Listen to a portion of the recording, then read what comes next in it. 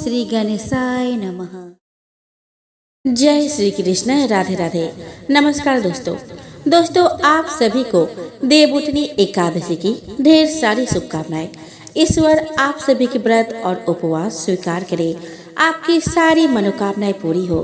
दोस्तों आज इस वीडियो में मैं आपको सुनाने वाली हूँ देवउठनी एकादशी में सुने जाने वाली 11 माता की कथा। दोस्तों पुराणों में सभी व्रतों में एकादशी व्रत का बड़ा महत्व बताया गया है। पूरे साल में 24 एकादशी आती है।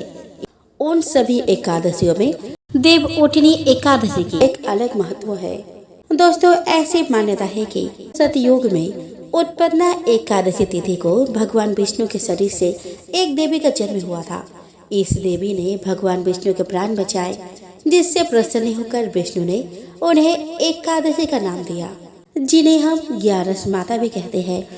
दोस्तों शास्त्रों के अनुसार जो व्यक्ति एकादशी के दिन व्रत रखकर भगवान विष्णु के संग एकादशी देवी की पूजा करता है, उसके कई जन्मों के पाप कट जाते हैं और व्यक्ति उत्तम लोक में स्थान पाने का अधिकारी बन जाता है। दोस्तों एक कथा के अनुसार मोर नामक असुर से युद्ध करते हुए जब भगवान विष्णु थक गए, तब बद्रिका आश्रम में गुफा में जाकर विश्राम करने लगे। मोर भगवान विष्णु का पीछा करता हुआ बद्रिका आश्रम पहुंच गया। निद्रा में लीन भगवान को मोर ने मारना चाहा, तभी विष्णु भगवान के शरीर से एक देवी का जन्म हुआ और इस देवी ने मोर का वध कर दिया। देवी के कार्य से प्रसन्न होकर विष्णु भगवान ने कहा कि देवी तुम्हारा जन्म मार्गशीर्ष मास के कृष्ण पक्ष की एकादशी को हुआ है, इसीलिए तुम्हारा नाम एकादशी होगा। आज से प्रत्येक एकादशी को मेरे साथ तुम्हारा भी पूजा होगी। जो भक्त एकादशी का व्रत रखेगा वो पापों से मुक्त हो जाएगा। दोस्तों एकादशी देवी विष्णु की माया से प्रकट हुई थी। शास्त्रों के अनुसार जो व्यक्ति श्रद्धा भाव से एकादशी का व्रत रखता है वह मोह माया के प्रभाव से मुक्त हो जाता है। छल कपट की भावना उसमें कम हो जाती है और अपने पुण्य के प्रभाव से व्यक्ति विष्णु लोक में स्थान पाने योग्य बन जाता है। दोस्तों बहुत वर्ष पहले एक राजा की 2 रानियां थी। बड़ी रानी शोभा बहुत ही अच्छे स्वभाव की और दयावान स्त्री थी। वो 11 माता की बहुत बड़ी भक्त थी। उसकी एक बेटी थी जिसका नाम देवी था। दोनों माँ बेटी प्रत्येक एकादशी को व्रत रखती और एक ही समय से फलहार करती थी। दोस्तों राजा की छोटी रानी जिसका नाम रूपा था, वो बहुत ही कठोर और दुष्ट स्वभाव की थी। उसकी एक बेटी थी जिसका नाम था तारा। पूजा पाठ से इन दोनों का कोई नाता नहीं था। रानी रूपा बड़ी चालाक और महत्वाकांक्षी स्त्री थी। वो चाहती थी कि राज्य की सत्ता उसके हाथ में रहे। राजा भी उससे दबा हुआ था। रानी रूपा बड़ी रानी और उसकी बेटी से नफरत करती थी। एक दिन उसने राजा से कह दिया कि रानी शोभा और देवी को राजमहल से निकाल दिया जाए। राजा रानी रूपा की नाराजगी से डरता था। उसे लगा कि उसे वही करना पड़ेगा जो रूपा चाहती है। उसने बड़ी रानी और उसकी बेटी को राजमहल के बाहर एक छोटे से घर में रहने के लिए भेज दिया। लेकिन रानी रूपा की घृणा इससे भी नहीं हटी। उसने देवी को आज्ञा दी कि वह प्रतिदिन राजा के गायों को जंगल में चराने के लिए ले जाया करे। रानी शोभा ये अच्छी तरह से जानते थे कि यदि देवी गायों को चराने के लिए नहीं ले गई तो रानी रूपा उन्हें किसी और परेशानी में डाल देगी। इसलिए उसने अपने लड़के से कहा कि वह रोज सुबह गायों को जंगल में चरने के लिए ले जाया करे और शाम के समय उन्हें वापस ले आया करे। देवी को अपनी माँ का कहना तो मानना ही था, इसलिए वह रोज सुबह गायों को जंगल में ले जाती।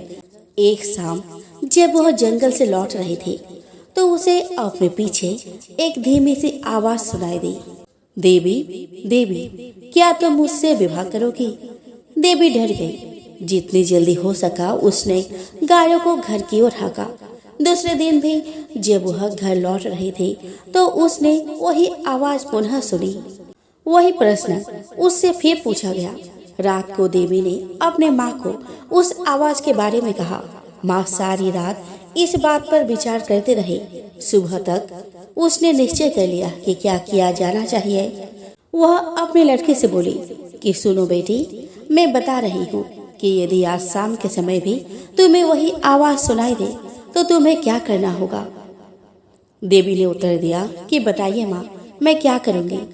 रानी शोभा ने कहा कि तुम उस आवाज को उत्तर देना। तुम कहना कि कल सुबह तुम मेरे घर आ जाओ, फिर मैं तुमसे विवाह कर लूंगी। देवी बोली, लेकिन माँ, हम उसे जानते तक नहीं। माँ ने दुखी होकर कहा कि मेरी प्यारी देवी, जिस स्थिति में हम जीवित हैं, उससे ज्यादा बुरा और क्या हो सकता है। हमें इस प्रस्ताव को स्वीकार कर लेना चाहिए। ग्यारस माता हमारी सहायता करेंगे। उस संध्या को जब देवी गायों को लेकर लौट रही थी, उसे वही आवाज फिर से सुनाई दी। आवाज कोमल और दुख भरी थी। देवी, देवी, क्या तुम मुझसे विवाह करोगी? क्या तुम मुझसे विवाह करोगी? देवी रुक गई। उसने पीछे मुड़ कर देखा, लेकिन उसे कोई नहीं दिखाई दिया। वो हिचकिचाई। वह वहाँ से भाग जाना चाहती थी, लेकिन फिर उसे माँ के शब्द याद आ गए। वो जल्दी से बोली कि हाँ, यदि तुम कल सुबह मेरे घर आ जाओ तो मैं तुमसे विवाह कर लूंगी। तब वह लड़की बड़ी तेजी से गायों को हाँकती हुई घर चली गई। अगले दिन सुबह रानी शोभा जरा जल्दी उठ गई। उसने जाकर बाहर का दरवाजा खोला, यह देखने के लिए कि कोई प्रतीक्षा तो नहीं कर रहा। वहाँ कोई भी ना था। अचानक उसे एक धक्का सा लगा। वह स्तब्ध रह गई। एक बड़ा अजगर कुंडली मारे सीढ़ियों में बैठा था। रानी शोभा सहायता के लिए चिल्लाई। देवी और नौकर भागे भागे आए कि क्या बात है। तभी एक आश्चर्यजनक बात हुई। अजगर बड़ा ही विनम्र स्वर से कहा, नमस्कार, मुझे निमंत्रित किया गया था, इसलिए मैं आया हूँ। आपके लड़के ने मुझसे वायदा किया था कि यदि मैं सुबह घर आ सकूं तो वह मुझसे विवाह कर लेगी। मैं इसलिए यहाँ आया हूँ। रानी शोभा की समझ में नहीं आ रहा था कि वह करे तो क्या करे।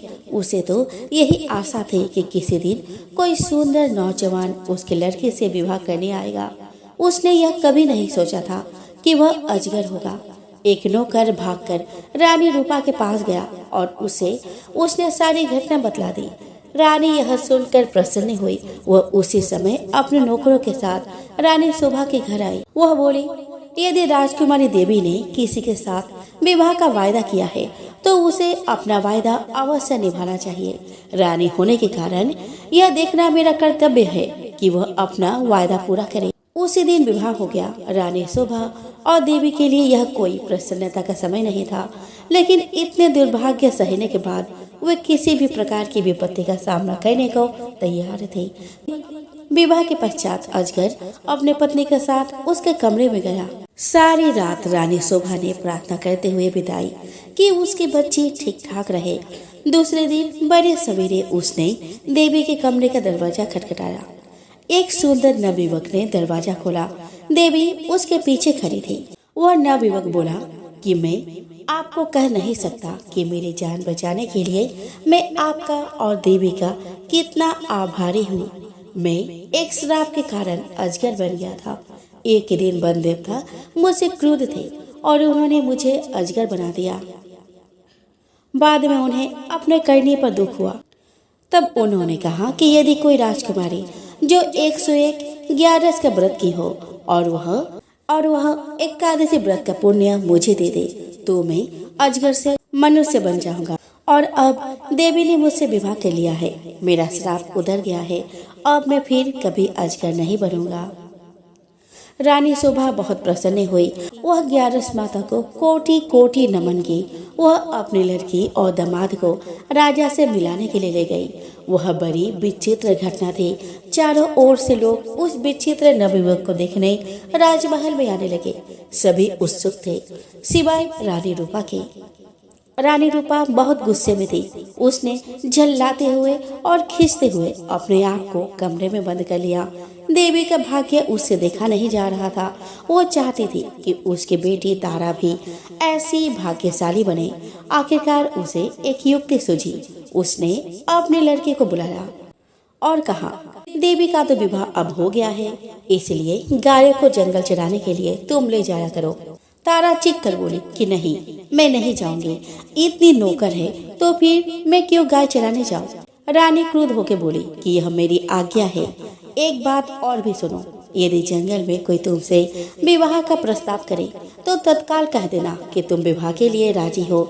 यदि वो अगले दिन सुबह हमारे घर आ जाए। तारा माँ की इस योजना से भयभीत हो गई। वो गायों को जंगल में नहीं ले जाना चाहती थी। वो खूब रोई, लेकिन रानी फिर भी नहीं पिघली। तारा को उसकी आज्ञा माननी ही पड़ी। तारा रोज सुबह गायों को जंगल चराने के लिए ले जाती और फिर शाम के समय वापस ले आती, लेकिन उसे एक बार भी जंगल में किसी तरह की आवाज नहीं सुनी जो यह कह रही हो कि क्या तुम मुझसे विवाह करोगी। फिर भी रानी निराश नहीं हुई। जंगल में कोई अजगर तो था नहीं, तो तारा से विवाह का प्रस्ताव करता कौन। इसीलिए उसने खुद अजगर ढूंढने का निश्चय किया। उसने अपने नौकर को एक अजगर लाने की आज्ञा दी। बहुत खोज करने पर काफी दिनों पश्चात उन्हें एक बहुत बड़ा अजगर मिला। उसे पकड़कर वे राजमहल में ले आई। आखिरकार रानी का अभिप्राय पूरा हो गया और उसने तारा का विवाह उस अजगर से कर दिया। अब रानी को संतोष हुआ। विवाह की रात तारा तथा अजगर को एक कमरे में बंद कर दिया गया। रानी अधीरता से सुबह की प्रतीक्षा कर रही थी। रानी रूपा ने सवेरे सवेरे ही लड़के के कमरे का दरवाजा खटखटाया, लेकिन कोई उत्तर ना मिला। उसने जरा और जोर से दरवाजा खटखटाया, लेकिन दरवाजा तब भी न खुला। रानी से और प्रतीक्षा ना की गई और उसने धक्का देकर दरवाजा खोल दिया। मोटा अजगर जमीन पर पड़ा हुआ था, लेकिन तारा का कहीं पता नहीं था। रानी चीख पड़ी। महल में सभी ने उसका चीखना सुना। राजा और नौकर भागे भागे आए कि क्या बात है। राजकुमारी कहाँ है? एक रसोइया ने कहा, वह तो अजगर के पेट में होंगे, देखो वो कितना मोटा हो गया है। रानी अब बड़ी जोर जोर से रोने लगी। राजा भी रोने लगे। रसोइया अपने सबसे बड़ा चाकू ले आया और वह बोला कि यदि वो अब तक जीवित हुई तो मैं राजकुमारी को बचाने की कोशिश करूंगा। उसने अजगर का पेट चीर डाला। तारा अच्छी भली जीवित थी। रसोइये ने उसे बाहर खींचा। वह चीख मारकर अपनी माँ की तरफ भागी। अजगर की मृत्यु हो गई और साथ में रानी रूपा की इस इच्छा की भी कि तारा का विवाह देवी की तरह ही किसी योग्य और संपन्न नवयुवक से हो। बाद में रानी रूपा और उसकी बेटी तारा को अपने किए पर पश्चाताप हुआ। उसने रानी शोभा और उसकी बेटी से माफी मांगी और रानी रूपा भी प्रत्येक एकादशी को 11 माता का व्रत करने लगी। तो प्रेम से बोलो 11 माता की जय। दोस्तों, एक बार एक राज्य में एक राजा रहा करता था। राजा बहुत ही बुद्धिमान और बलशाली था। राजा सदैव अपने प्रजा का बहुत अच्छे से ध्यान रखता था। प्रजा भी अपने राजा को बहुत पसंद करती थी। राजा की 2 बेटियां थी। राजा अपनी दोनों बेटियों से बहुत प्रेम करता था। राजा की छोटी बेटी देखने में बहुत सुंदर और आकर्षक थी और राजा की बड़ी बेटी छोटी बेटी के मुकाबले थोड़ा कम सुंदर थी। राजा की छोटी बेटी 11 माता की पूजा किया करती थी और सभी लोग राजा की छोटी बेटी से बहुत प्रेम करते थे और बहुत प्रशंसा किया करते थे। राजा भी अपने छोटी बेटी को बड़ी बेटी से अधिक प्रेम करता था, जिस कारण राजा की बड़ी बेटी को अपनी छोटी बहन से बहुत नफरत होने लगी। राजा की दोनों बेटियां जब बड़ी हो गई, तब एक बार उसके राज्य में रहने वाला राजकुमार राजा की बड़ी बेटी के लिए रिश्ता लेकर आया। लेकिन जैसे ही उस राजकुमार की नजर राजा की छोटी बेटी पर पड़ी, तो वह राजकुमार राजा की छोटी बेटी पर आकर्षित हो गया और उससे पहली नजर में प्रेम कर बैठा। उस राजकुमार ने राजा की बड़ी बेटी के साथ विवाह करने से मना कर दिया और उसने राजा से कहा कि मैं आपकी छोटी बेटी से विवाह करना चाहता हूँ। जिसके बाद राजा की बड़ी बेटी यह देखकर अपनी छोटी बहन से बहुत क्रोधित हो गई और राजा की बड़ी बेटी ने अपनी छोटी बहन को अपना सबसे बड़ा दुश्मन मान लिया। राजा की बड़ी बेटी ने अपनी छोटी बहन से बदला लेने का निर्णय लिया, जिसके लिए उसने अपनी छोटी बहन को जान से मारने का प्लान बनाया। राजा की बड़ी बेटी ने अपनी छोटी बहन को मारने के लिए सबसे पहले एक लड्डू में जहर मिलाकर अपनी छोटी बहन को दे दिया और उसको लड्डू खाने के लिए कहा। लेकिन लड्डू खाने के बाद भी छोटी बहन को कुछ नहीं हुआ। बड़ी बहन यह देखकर बहुत आश्चर्यचकित हो गई, लेकिन बड़ी बहन ने हार नहीं मानी और उसने जब रात में छोटी बहन अपने कमरे में सो रही थी, तब एक मटके में सांप रखकर उस कमरे में छोड़ दिया। लेकिन सांप भी छोटी बहन का कुछ नहीं बिगाड़ पाया। जिसके बाद बड़ी बहन ने अपनी छोटी बहन से कहा कि चलो हम लोग कुएं से पानी भर कर लाते हैं। जिसके लिए वो अपनी छोटी बहन को पानी भरने के बहाने कुएं के पास ले गई और उसने अपनी छोटी बहन को कुएं में धक्का दे दिया। लेकिन छोटी बहन को तब भी कुछ नहीं हुआ, क्योंकि हर बार ग्यारस माता उसकी रक्षा कर रही थी और उधर बड़ी बहन अपने सारे प्रयासों के बाद असफल हो रही थी, जिससे वो बहुत क्रोधित होती जा रही थी। फिर उसने अपनी छोटी बहन के पास जाकर उससे खुद ही पूछा कि मेरी छोटी बहन, तुमको पता है भगवान ने सबकी मृत्यु एक निश्चित समय पर लिखी हुई है और कैसे तुम्हारी मृत्यु होगी, क्या यह तुम जानती हो? तब छोटी बहन ने अपनी बड़ी बहन को बताया कि हाँ, मैं तो जानती हूँ कि मेरी मृत्यु कैसे होगी। छोटी बहन से यह सुनकर बड़ी बहन मन ही मन बहुत प्रसन्न होने लगी और उसने अपनी छोटी बहन से कहा, तुम मुझे अपने मृत्यु का राज बताओ। छोटी बहन ने अपनी बड़ी बहन से कहा कि मेरी मृत्यु तो एक तोते में है, जो तोते के गले में एक हार है, उससे मेरी मृत्यु होगी। जब तक कोई भी व्यक्ति तोते को मारकर वह हार अपने गले में पहनेगा तो मैं मूर्छित हो जाऊंगी, और जैसे ही उस हार को अपने गले से उतारेगा तो मैं वापस से जीवित हो जाऊंगी। अपनी छोटी बहन की मृत्यु का राज जानकर बड़ी बहन बहुत ही खुश हो गई और उसने अपनी छोटी बहन को मारने के लिए उसके पालतू तोते को ढूंढना शुरू कर दिया। छोटी बहन को इस बात का आभास हो गया था कि कोई उसकी जान लेना चाहता है, जिसके लिए वह अपने पिताजी के पास गई और उसने अपने पिताजी से कहा कि पिताजी, मेरी मृत्यु के बाद आप मुझे जलाइएगा मत, बल्कि आप मुझे अपनी पुरानी वाली हवेली में एक पलंग में लिटाकर छोड़ दीजिएगा। अपनी छोटी लड़की की यह बात सुनकर राजा बहुत आश्चर्यचकित हो गए। राजा ने अपनी छोटी बेटी से पूछा, तुम यह क्या कह रही हो? तब राजा की छोटी बेटी ने बताया कि पिताजी, समय किसी के लिए नहीं रुका है, कब क्या हो जाए किसी को कुछ पता नहीं। और फिर राजा ने अपनी छोटी बेटी से कहा कि तुम ऐसी बात क्यों कर रही हो? 2-3 दिन में तो तुम्हारा विवाह है। लेकिन छोटी बेटी ने अपने पिता को ऐसा करने पर मजबूर कर दिया और उनसे वचन ले लिया। राजा ने भी अपनी छोटी बेटी की बात स्वीकार कर ली और 2-3 दिनों के बाद जब शादी का समय आया तब राजकुमार बारात लेकर राजा के घर आया और राजकुमार और राजा की छोटी बेटी का विवाह शुरू हो गया। जैसे ही राजा की छोटी बेटी राजकुमार के साथ फेरे लेना शुरू करती है, उसकी बड़ी बहन अपनी छोटी बहन के कमरे में जाकर उसके तोते को पकड़ लेती है और उसको जान से मार देती है। तोते के गले में जो हार था उसको अपने गले में धारण कर लेती है। जैसे ही बड़ी बहन उस हार को अपने गले में धारण करती है, उधर छोटी बहन सारे 3 ही फेरे ले पाती है और वहीं पर बेहोश होकर गिर जाती है। बड़े बड़े हकीमों को बुलाया और अपनी छोटी बेटी का इलाज करने को कहा। राजा की बात सुनकर वैद्य ने छोटी बेटी को जब चेक किया तो राजा को बताया कि आपकी बेटी ना तो जीवित है और ना ही मरी हुई है। यह मैं ऐसा पहली बार देख रहा हूँ। राजा ने वैद्य और हकीम को यह बात बाहर बताने से मना कर दिया और उनको कहा कि अगर तुमने यह बात किसी को बाहर बताई तो हम तुम्हें फांसी दे देंगे। राजा ने अपनी छोटी बेटी को पुराने महल में जाकर एक पलंग में लटा दिया और वहां पर कुछ सैनिकों को तैनात कर दिया और वापस अपने महल आ गया। राजा की बड़ी बेटी अपने पिताजी के पास आई और कहने लगी कि पिताजी, अगर यह शादी संपन्न नहीं हुई तो आपकी इज्जत का क्या होगा? आप कहे तो मैं आपकी इज्जत बचाने के लिए राजकुमार से शादी करने को तैयार हूँ। जिसके बाद राजा ने अपनी बड़ी बेटी की बात मान ली और राजा ने बड़ी बेटी को छोटी बेटी के कपड़े पहनाकर मंडप में भेज दिया। लेकिन राजकुमार यह जान गया कि वह राजा की छोटी बेटी नहीं है, बल्कि यह राजा की बड़ी बेटी है। लेकिन जब राजकुमार ने शादी से मना किया तो सभी लोगों ने राजकुमार को विवश कर दिया और राजा की बड़ी बेटी से बचे हुए फेरों को संपन्न करा दिया और विवाह करा दिया।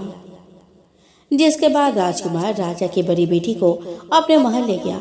राजकुमार राजा की बड़ी बेटी से ना तो बात करता था और ना उसको पसंद करता था और न ही उसके आसपास भटकता था। और राजकुमार ने यह फैसला लिया था कि वह अपने प्रेमिका को ढूंढ कर रहेगा और यह जान कर रहेगा कि उसके साथ क्या हुआ है। एक दिन राजकुमार अपने घोड़े पर सवार होकर राजा के पुराने महल के पास पहुंचा। वहां पर उसने कुछ सैनिकों को देखा। महल के पास पहुंचकर राजकुमार ने जब महल को ध्यान से देखा तो वह समझ गया कि यह तो हमारे ससुर जी का महल है। तब राजकुमार ने सैनिकों से पूछा कि तुम लोग यहाँ क्या कर रहे हो और इस महल के अंदर उस पलंग में कौन लेटा है। जिसके बाद सैनिकों ने बताया यहाँ पर राजा की छोटी बेटी लेटी है। यह सुनकर राजकुमार बहुत प्रसन्न हो गया और वह तुरंत अपने प्रेमिका के पास पहुँच गया और उसकी सेवा करने लगा। जैसे ही रात हुई तो राजा की छोटी बेटी उठकर खड़ी हो गई। राजकुमार यह देखकर बहुत खुश हो गया और उसने अपने प्रेमिका से पूछा कि तुम यहाँ क्या कर रही हो, तुम मेरे साथ मेरे घर चलो। राजा की छोटी बेटी ने राजकुमार को सारी बातें बता दी कि मेरी जान एक तोते में बसी थी और मैंने यह बात सिर्फ अपनी बड़ी बहन को बताया था और मुझे पता है कि उसने ही मुझे मारने का प्रयास किया है। उसके पास एक हार है जिसको वह सुबह पहन लेती है और रात को उतार देती है। जब तक वो हार को पहने रहती है तब तक मैं मूर्छित रहती हूँ और जैसे ही वो हार को उतार देती है तो मैं जीवित हो जाती हूँ और जब तक मेरी बड़ी बहन के पास वो हार है तब तक मैं ऐसे ही जीवित और मूर्छित होती रहूंगी। अगर मेरी बड़ी बहन के पास जो हार है वो मेरे हाथ में लग जाए तो मैं हमेशा के लिए जीवित हो जाऊंगी। राजकुमार यह बात सुनकर राजा की छोटी बेटी के पास रहने का निर्णय ले लिया और उसने अपने बचे हुए सारे फेरे उस पलंग में लेटी राजकुमारी की छोटी बेटी के साथ ले लिए और अपना विवाह पूर्ण कर लिया और वह वहीं पर रहने लगा। देखते ही देखते कुछ समय में राजा की छोटी बेटी और राजकुमार की पत्नी पेट से हो गई। एक दिन राजकुमार को किसी काम से बाहर जाना पड़ा। तब छोटी बहन के पेट में बहुत तेजी से दर्द होने लगा, जिसके बाद उसने ग्यारस माता का आह्वान किया। जिसके बाद वहां पर ग्यारस माता प्रकट हुई और उन्होंने अपने भक्तों के दर्द को दूर किया और एक पुत्र की प्राप्ति करवाई। और वहीं पर अचानक से राजकुमार भी आ गए। राजकुमार ने जब ग्यारस माता को देखा तो वह आश्चर्यचकित हो गए और उसने तुरंत माता को प्रणाम किया और ग्यारस माता ने राजकुमार से कहा, जब तुम्हारा बच्चा 5 वर्ष का हो जाए तुम अपने पत्नी का हार लाकर इसके गले में डाल देना। और देखते ही देखते राजकुमार और राजा की छोटी बेटी का पुत्र 5 वर्ष का हो जाता है। राजकुमार अपने बेटे से कहता है कि बेटा, मैं कुछ काम से बाहर जा रहा हूँ, तुम अपनी माता का ध्यान रखना। यह कहकर वह वहाँ से चला जाता है। राजा को बाहर निकलता देख बड़ी बहन के सैनिक देख लेते हैं और बड़ी बहन को जाकर सारी बातें बता देते हैं। जिसके बाद बड़ी बहन अपनी छोटी बहन के पुत्र को वहाँ से उठवा लेती है और उसको मरवा देती है। छोटी बेटी के पुत्र के 2 टुकड़े करवा देती है। पहला टुकड़ा चक्की के पास छुपा देती है और दूसरा टुकड़ा अपने पलंग के नीचे रख लेती है। अब ग्यारस माता भिखारी का रूप लेकर आती है। ग्यारस माता एक भिखारी का रूप रखकर बड़ी बहन के पास चली जाती है और वहाँ पर भिक्षा मांगने लगती है। बड़ी बहन अपने नौकरों से कहती है कि जाकर भिक्षा दे दो, लेकिन जैसे ही नौकर ग्यारस माता को भिक्षा देने के लिए जाते हैं तो माता उन्हें मना कर देती है और कहती है कि मैं तुम्हारी महारानी से ही भिक्षा लूंगी। जिसके बाद बड़ी बहन स्वयं ही भिक्षा देने के लिए माता के पास आती है। तब माता एक बिल्ली का रूप लेकर उसके कमरे में चली जाती है और वहाँ छोटी बेटी के पुत्र के टुकड़ों को आपस में जोड़ देती है और उसे जीवित कर देती है। उसे वहाँ से ले जाती है। राजकुमार अपने बेटे को लेकर अपने पत्नी के पास जाता है और उसे कहता है कि तुम उसका ध्यान रखना। अगर तुम इस बच्चे का अच्छे से ध्यान रखोगी तो मैं तुमसे बात करूंगा।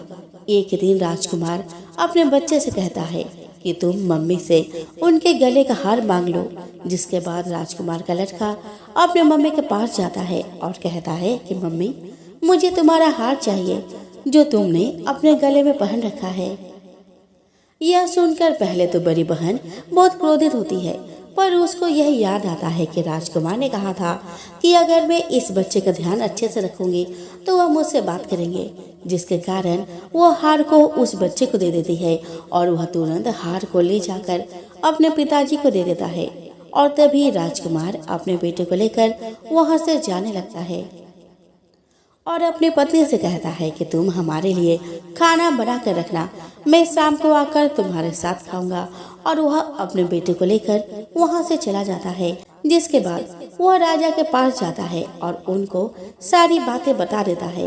राजा अपने बड़ी बेटी की यह करतूत सुनकर बहुत क्रोधित होते हैं और अपनी परवरिश पर दोष देने लगते हैं और राजकुमार को अपनी छोटी बेटी के साथ रहने का आदेश देते हैं।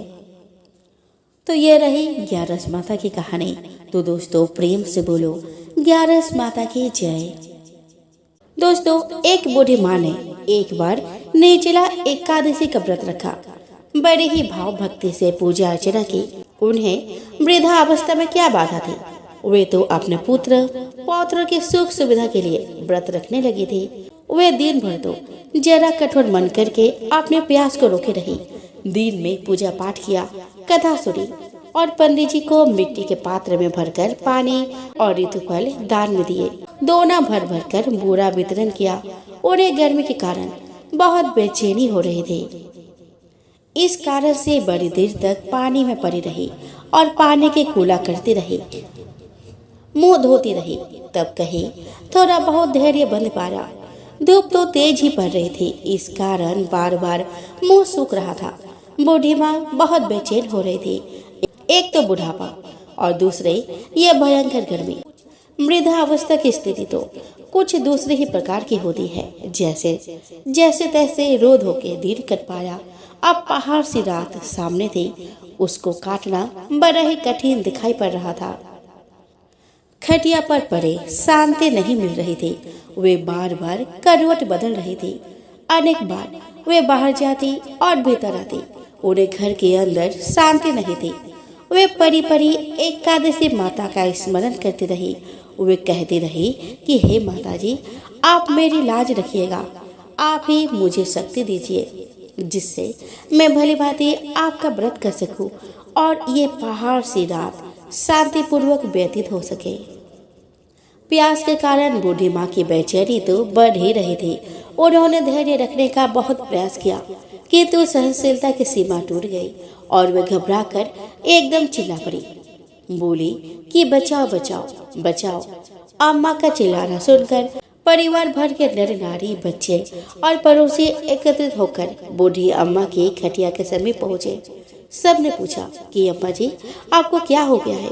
आप क्यों चिल्ला रही हो? आप इस वृद्धावस्था में ये कठिन व्रत क्यों कर रही हो? अम्मा जी, सत्य से ही भक्ति होती है। थोड़ी ही देर में वे फिर से बोली कि अरे, हमारे तो प्राण ही निकल जा रहे हैं। मेरी छाती पर ठंडे पानी का घड़ा रख दीजिए। नातियों ने दादी की छाती पर ठंडे पानी का पात्र रख दिया। तब कहीं उन्हें थोड़ा बहुत आराम मिला और थोड़ी देर के बाद उन्होंने अपनी आंखें बंद कर ली। एकादशी माता ने सोचा कि ये बूढ़ी अम्मा है तो बहुत कठोर, जरा जाकर उसकी परीक्षा लेनी चाहिए। वे आधी रात को मुर्गा बनकर टरटराने लगी। मुर्गा की आवाज सुनकर दादी जल्दी से उठी और बाहर जाकर आसमान की ओर देखा, किंतु आसमान में कहीं उन्हें प्रातःकालीन तारा दिखाई नहीं दिया। वे सोचने लगी कि ये मुर्गा क्यों और कैसे बोल गया है। उन्हें प्यास तो बढ़ ही रही थी। थोड़ा बहुत उनका मन भी विचलित होने लगा था, किंतु अंत में उन्होंने दृढ़ निश्चय किया कि मैं अब व्रत को पूर्ण करके ही छोड़ूंगी, चाहे भले ही मेरे प्राण निकल जाए। यह सोचकर वे खटिया पर शिथिल होकर लेट गई। थोड़ी देर में एकादशी माता ने उनकी फिर से परीक्षा लेनी चाहिए।